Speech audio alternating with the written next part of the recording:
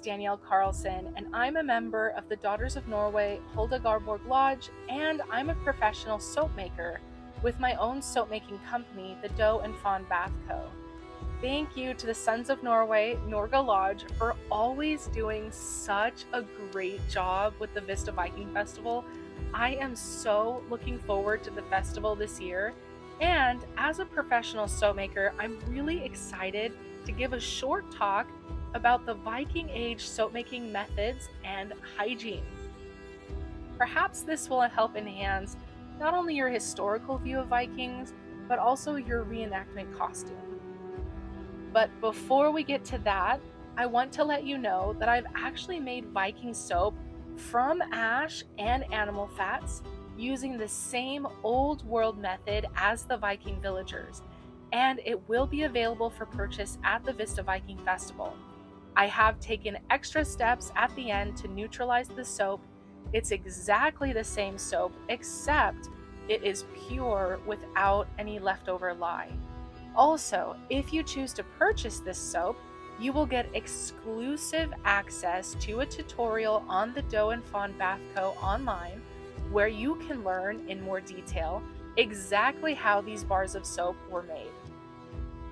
These bars of Viking soap will be for sale at the Vista Viking Festival. You can find the soap at the Daughters of Norway booths, which will be located in the bar area of Norway Hall. All proceeds from the sale of these bars will be donated by the Doe Fawn Bath Company to the Hulda Garborg Lodge, which is the Daughters of Norway Lodge that is located in Fallbrook, California. The Daughters of Norway will also be selling all kinds of cool handmade crafts like flower crowns, folk dolls, ornaments, even vintage items, and of course, their famous handmade traditional Norwegian cookies. They always sell out of the cookies, and some types of cookies are sold out on the first day. So make sure you stop by and get some goodies and get your hands on some genuine old world Viking soap. Now, let's get to the history of Viking soap making and hygiene. When you see Vikings portrayed in modern media, you usually see these filthy heathens running around and throwing axes, but this is not an accurate portrayal. In fact, in their time, Vikings were considered clean freaks. The Anglo-Saxons would bathe once a year, sometimes more if they were rich, whereas the Vikings took hygiene very seriously. The most common artifact found in Viking burial mounds are combs. Within burial mounds, tweezers, ear spoons, nose cleaners, and razors have also been found. These hygiene tools would usually be hung from belts for men, and for women, they'd be hung from the brooches that hold up their apron dresses. Vikings also bathed at least once a week, on Saturday, in fact, as their word for Saturday literally meant washing day. There is evidence of bathtubs being built into houses that have hot water piped in from hot springs. If they didn't have a bathtub, they could just bathe in the hot spring itself. Families would usually bathe together, and bathing would normally take place just after dinner on Saturday. The Vikings were also known to create bathhouses for the purpose of taking steam baths.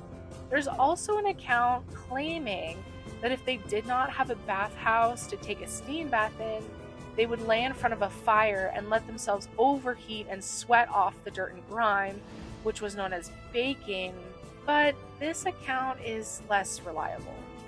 Anglo-Saxons have written about the cleanliness of Vikings. A 12th century writer, John of Wallingford, shared his frustrations with how clean and groomed the Viking men kept themselves. Quote, "They caused much trouble to the natives of the land, for they were wont after the fashion of their country to comb their hair every day, to bathe every Saturday, to change their garments often, and set off their persons by many frivolous devices. In this matter they laid siege to the virtue of married women, and persuaded the daughters even of the noble to be their concubines." The Persian explorer and geographer Ibn Rusta also commented on the cleanliness of the Vikings, he observed that every day Vikings washed their faces and their head. He also noted disgust because the Vikings would use the same bowl to wash their faces and blow their nose. He also commented on the contrast between the Vikings and the Anglo-Saxons, and that the Vikings would wash frequently, whereas the Anglo-Saxons would rarely wash. Norse poems even talked about cleanliness. Combed and washed every thoughtful man should be, and fed in the morning, for one cannot foresee where one will be by evening. It is bad to rush headlong before one's fate. And washed and fed a man should ride to the assembly. Though he may not be very well dressed, of his shoes and breeches no man should be ashamed, nor of his horse, though he doesn't have a good one. In fact, according to a medieval Icelandic law book, making a man dirty on purpose to humiliate him was punishable to a high degree. Hair cleanliness and grooming was the most important of all. Hair was to be groomed every day, including beards. Even in Norse literature, hair was important to the gods. Blonde hair was the most valued in Norse culture, but many Vikings did not actually have blonde hair.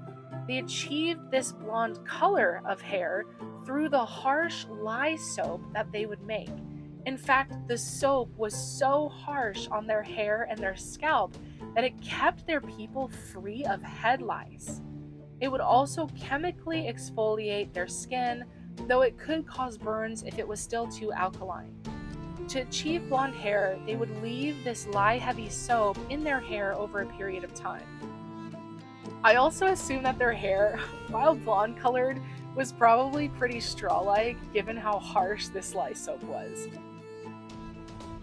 Vikings would make their soap by using the ash of hardwoods and animal fat. This was done by boiling the ash to release the alkali into the water. The alkaline solution was then filtered through woven cloth to get rid of as much ash as possible. This caustic alkaline solution was then boiled down and concentrated before being mixed and cooked with animal fat. Cooking this mixture would eventually produce their harsh lye soap. Today, however, if a modern soap maker is going to make this old world style soap, we have ways to test for excess alkalinity. So when I made this soap, I was able to process all of the alkali out to make this old world soap pure and safe. This type of soap making is known as hot process soap making, where the fat and lye water are mixed together and then cooked over heat to produce saponification. This is how soap making has been done since the beginning of its discovery. African black soap was the first type of soap to be produced. They used ocean water, animal fat, and the ashes from hard wood. It is known as black soap because the ancient Egyptians did not filter out the ash, and they still leave the ash in today when it's made throughout Africa. The Viking soap would have been whiter, or at least gray, as they filtered as much of the ash out as they could. Hardwoods were most commonly used, but softwoods and grasses could also be burned to create soap.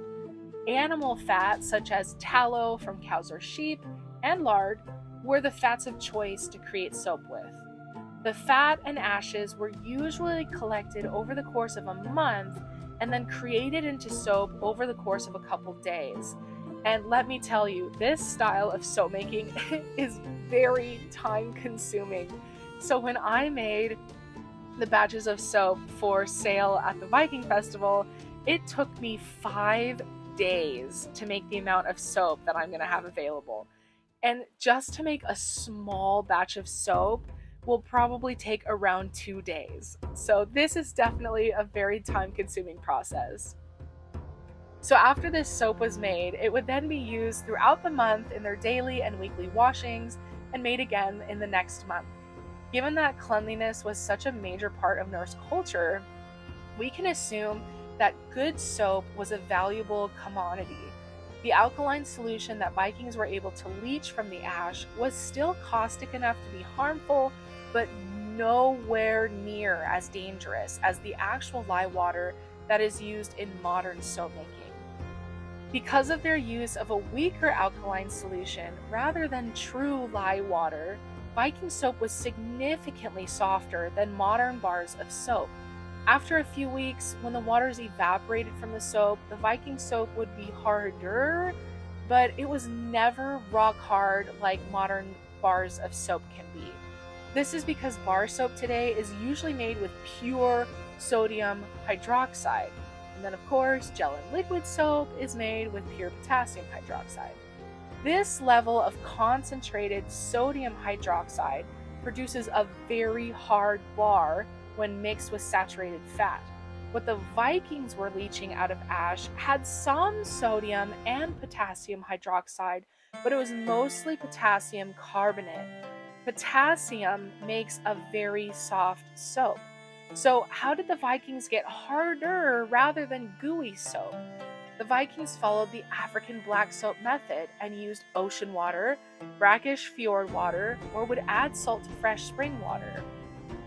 Salt contributes to the hardness of soap. Now, because I use pure sodium hydroxide, if I was to put salt in my bars of soap that I make for my company, my soap would be so hard it would become brittle and just crumble. For the Vikings, however, it helped harden their soft, gooey soap into bars, or whatever they chose to form the soap into. The Viking soap that I made, that you can buy at the Viking Festival, is formed into bars. What I love about this soap is that over the course of 8 separate batches, the soap came out a different color each time, ranging from cream to white to even slightly gray. When you're working with products from living things like trees and animals, the soap will never come out the same color each batch. Each animal and each tree are different, thus every batch of soap is unique. Thank you so much for listening to this short talk about Viking soap making and hygiene.